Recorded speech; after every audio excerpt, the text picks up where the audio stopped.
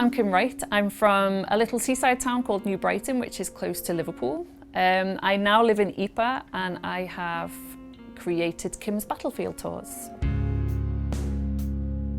I remember saying this to my dad. As a child, walking into a museum, and the things that always drew my attention were the everyday objects. Was a bowl, was a fork, was a hair comb, something like that. And I would always glance at it and just imagine whose hands have held that bowl and who was it, who were they, what was their story.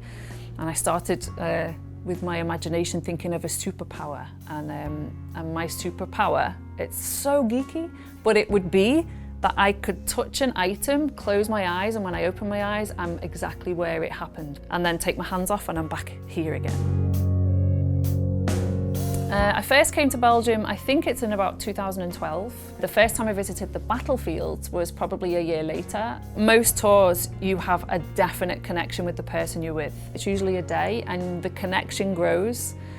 And because you're sharing something so powerful, especially if it's a family member that they're wanting to visit, what I love is the fact that at the end of the tour, often I'm embraced in a big hug. When I first met Philip, we had it was funny because his mother tongue is French, mine of course is English, and we can both maybe meet in the middle with a bit of West Flemish. Those pieces, it's a French cuirassier in 1915. The French army received these helmets, so is the evolution in between. The pocket watch with the bullet through. Yeah. You knew I would pick that one, didn't you? Remember what I tell you? Yeah. Yeah, I do remember. That's incredible. Wow.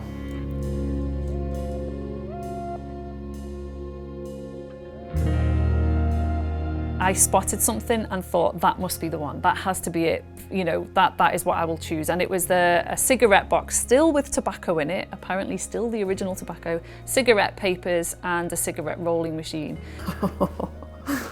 Does it still smell?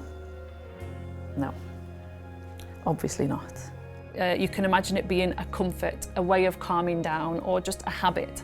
So I was thinking you can't get more personal than that until Philip, he gave me a look and he said, I think you should look at that box first before you pick. From a German soldier. It's a snuff. Oh my God, do you think they're from his children? I don't know. Whoa, children, woman, who is that? Girlfriend.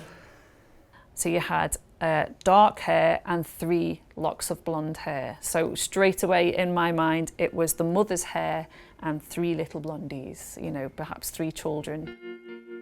What I imagine from looking at it straight away, and this is my imagination that goes wild, you know, I couldn't help picture 3 children running around in a sunny field in Germany, you know, the mother calling them in for dinner or something, but their father's away at war.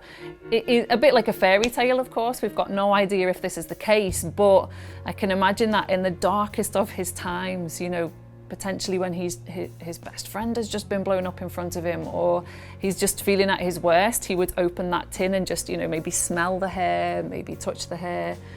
I'm just sure it must have brought some comfort, or at least perseverance to keep going. Maybe it's in a moment where he thinks, I've had enough of this war, but he opens it and thinks, you know, but my wife and children are waiting for me. You can't get more personal or closer to the people of history than their hair.